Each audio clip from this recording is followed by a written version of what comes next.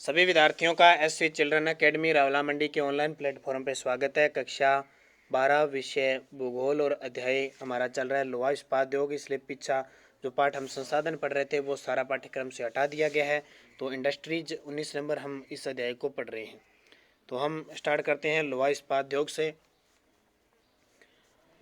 क्या होता है लोहा इस्पात उद्योग, इसके बारे में कुछ हमने चर्चा शायद कर ली थी, लेकिन दोबारा इसको यहाँ से मैं स्टार्ट कर देता हूँ।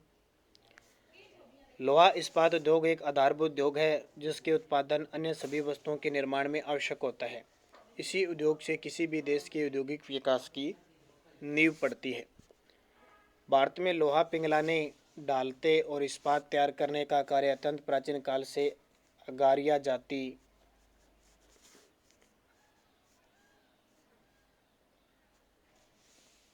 यह कार्य करती है। इनके द्वारा तैयार किया गया लोहा इस्पात उच्च क्वालिटी का होता है। अगारिया जाति जो करती थी उसका जो लोहा इस्पात होता है उच्च क्वालिटी का होता था।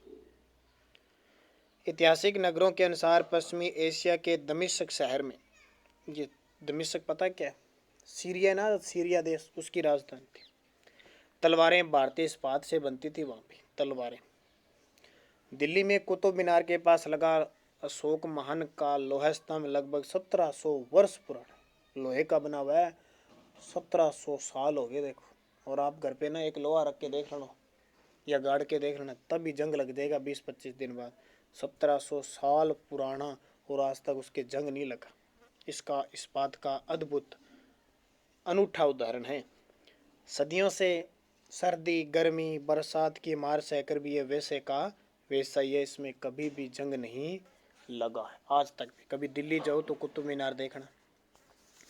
इससे भारत में समुन्नत लोहा इस्पात निर्माण की कला के ज्ञान का बोध होता। अभी 1700 साल पहले भी मनुष्य को लोहे का ज्ञान था बनाने का, उसको कैसे बनाया जाता है, निर्मित करने का। आधुनिक ढंग के कारखाने स्थापित हो जाने के कारण भारतीय कुटीर उद्योगों को बड़ा धक्का लगा पहुंचा है। कुटीर उद्योग ने हाथ से जो निर्मित किए जाते थे ना, घर में सामूहिक रूप से परिवार के सदस्य बनाते थे, उससे अब नुकसान हुआ। उद्योगों में बड़े शहरों में काम होने लग गया और भारत निर्यातक से आयात हो गया। यानी जो भारत हाथों से बनी वस्तुओं को बेचता था, आज उसे मशीनों से बनी वस्तुओं को खरीदना। भारत में लोहा इस्पात उद्योग की आधुनिक परंपरा वास्तव में जमशेदजी टाटा द्वारा रखी गई। एक व्यक्ति थे जमशेदजी टाटा। टाटा कंपनी आज भी देखिए आपने, बहुत बड़ी लोहा इस्पात कंपनी है, स्टील कंपनी है, बहुत बड़ी टाटा आज भी चल रही है। उन्होंने 1907 में सांकची, वर्तमान जमशेदपुर, ये झारखंड में नामक स्थान पर एक आधुनिक कारखाना, किस नाम से, Tata iron and steel company, जिसको शॉर्टकट में कहते हैं टिस्को, ठीक है। टी से टाटा, आ से आयरन, ठीक है, से स्टील, कौशिक कंपनी कॉरपोरेशन की स्थापना के साथ हुआ। इसके बाद 1919 में बर्नपुर में, ये तो 1907 में थी, 1919 में बर्नपुर, ये पश्चिम बंगाल में, Indian iron and steel company, इसको, वो टिस्को, ये इसको यानी इंडियन, आई का इंडियन, आई का आयरन, टी का स्टील, एस का कंपनी, ओ का कॉरपोरेशन, इंडियन आयर एंड, और कह सकते हो और कॉरपोरेशन एंड स्टील कंपनी की स्थापना हुई। ये दोनों ही इकाइयाँ निजी क्षेत्र में स्थापित की गई। सन 1923 तक भद्रावती में, कर्नाटक में आई है, Visvesvaraya iron and steel company यानी मिस्को। देखो पहले टिस्को, फिर इसको और फिर मिस्को। टिस्को 1907 में, इसको 1919 में और मिस्को 1923 के साथ सार्वजनिक क्षेत्र की पहली इकाई ने कार्य प्रारंभ किया। भिलाई छत्तीसगढ़ में सोवियत संघ के सहयोग से, ये पूछेंगे सोवियत संघ कौन सा, रूस। दुर्गापुर पश्चिम बंगाल में ब्रिटेन के सहयोग से, और राउरकेला उड़ीसा में पश्चिमी जर्मनी के सहयोग से स्थापित की गई। तीनों ध्यान रखना, पहले तो याद रखना, सबसे पहले टिस्को, फिर इसको और फिर मिस्को। फिर सार्वजनिक क्षेत्र की पहली इकाइयाँ के साथ सुने, भिलाई है, पहले सीधा ध्यान रखना, भिलाई छत्तीसगढ़ में है, दुर्गापुर पश्चिम बंगाल में है, और राउरकेला उड़ीसा में। भिलाई छत्तीसगढ़ में है, वो तो किसके सहयोग से है, सोवियत संघ के सहयोग से, यानी रूस के सहयोग से। दुर्गापुर जो पश्चिम बंगाल में है वो है ब्रिटेन की सहायता से, और राउरकेला उड़ीसा में है जो पश्चिमी जर्मनी यानी जर्मनी के सहयोग से स्थापित की। तीन बड़े बहुत इंपॉर्टेंट है। अभी भारत की आज़ादी के बाद ये तीनों काम हुए थे। 1936 में कुल्टी व ईरापुर के दोनों कारखाने इंडियन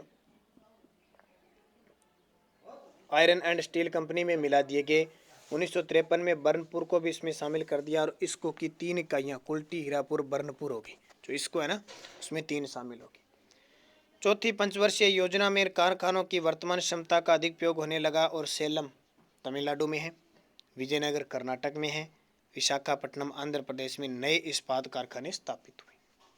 सन 1978 में बोकारो झारखंड में, ध्यान रखना, इस्पात संयंत्र के प्रथम चरण के पूरा हो जाने पर इस्पात उत्पादन क्षमता में वृद्धि संभव। याद रखना भाई, मैंने क्या बताया, भिलाई छत्तीसगढ़ में है, दुर्गापुर पश्चिम बंगाल में है, राउरकेला उड़ीसा में है, सेलम तमिलनाडु में है और विजयनगर कर्नाटक में है और विशाखापट्टनम आंध्र में। ये विजयनगर अपने वाला नहीं, गंगानगर वाला। विजयनगर साम्राज्य था बहुत बड़ा, आज विजयनगर क्षेत्र है, कर्नाटक का जिला है। 1978 बोकारो झारखंड में। 1974 में सरकार ने steel authority of India SAIL SAIL की स्थापना की। एक कंपनी है बहुत बड़ी, आज महारत्न कंपनी है सेल। सेल का पूरा नाम स्टील अथॉरिटी ऑफ इंडिया, और कंपनी को इस्पात उद्योग में विकास की जिम्मेदारी सौंप दी, यानी सबको इसके नीचे रख दिया। इसके अंतर्गत भिलाई, दुर्गापुर, राउरकेला, बोकारो, बर्नपुर इकाइयों को सम्मिलित कर एकीकृत इस्पात संयंत्रों के प्रबंधन के लिए उत्तरदायी बनाया गया। यानी सबके लिए, यानी सेल को कमान सौंप दी, कंपनी बना दी बड़ी। 1974 14 जुलाई 1976 को इसको को स्वामित्व भी सरकार ने अपने हाथ में लेकर सेल में विलय कर दिया। अब इसको भी किसके मिला दी, सेल, यानी सेल के अधीन काम करने शुरू कर दी। संदर्भित विलय 1 अप्रैल 2005 से प्रभावी माना गया और सेल के अधीन एकीकृत जो संयंत्रों की संख्या है वो कितनी होगी अब, 5। कौन कौन सी देखो, भिलाई, दुर्गापुर, राउरकेला, बोकारो, बर्नपुर, ये होगी क्योंकि बर्नपुर इसके अंदर इकट्ठी मिला दी थी और इसको अंदर मिला दी थी तो इसको होगी। वर्ष 2014 के अनुसार कच्चे इस्पात के उत्पादन में चीन, जापान, USA के बाद, USA यानी संयुक्त राज्य अमेरिका, भारत चौथे 86.5 मिलियन टन उत्पादन कर स्थान पर आ गया। 2005 में ये ऊपर उठकर तीसरे पायदान पर आ गया। वर्ष 2014-15 में भारत में पिग आयरन का उत्पादन 9.694 मिलियन टन, स्पोज आयरन का 20.38 मिलियन टन, कुल तैयार इस्पात एलोए प्लस गैर एलोए का 91.45 मिलियन टन था। 2014-15 में भी भारत ने 9.32 मिलियन टन तैयार इस्पात का आयात किया, वहीं 5.59 मिलियन टन का निर्यात किया गया। उद्योग का स्थानीयकरण, लोहा इस्पात उद्योग में प्रयुक्त होने वाला कच्चा माल लोहा, लोहा अयस्क, चूने का पत्थर, मैग्नीज आदि भारी व कम मूल्य का होता है, अतः इसे दूर तक ले जाना आर्थिक दृष्टि से ठीक नहीं है।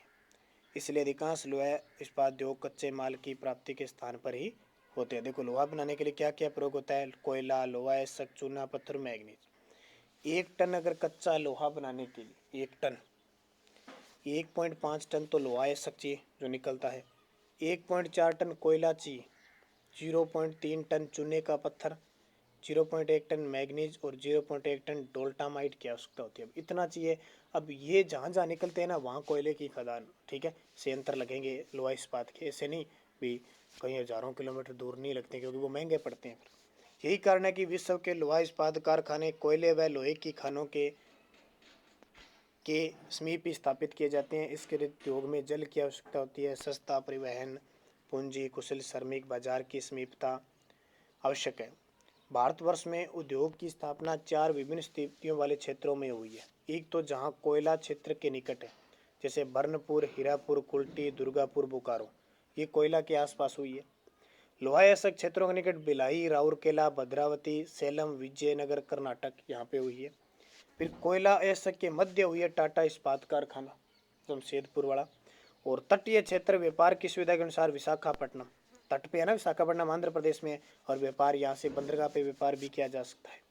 अब एक एक करके इन चीज़ों को पढ़ा जाता है। Number 1, Tata iron and steel company, जिसका नाम कहते हैं टिस्को, इसको, मिस्को।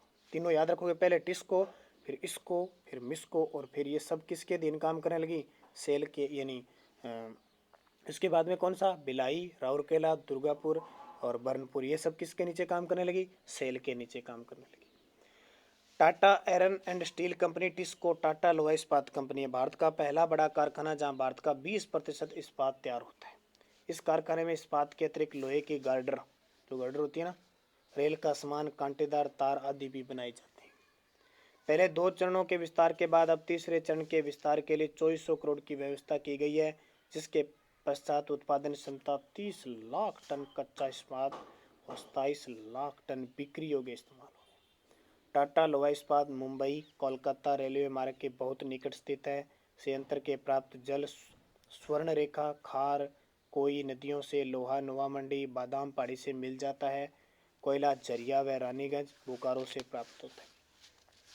240 किलोमीटर दूर कोलकाता बंदरगाह है, जहां से मशीनों का आयात व इस्पात के निर्यात की उत्तम सुविधा प्राप्त है।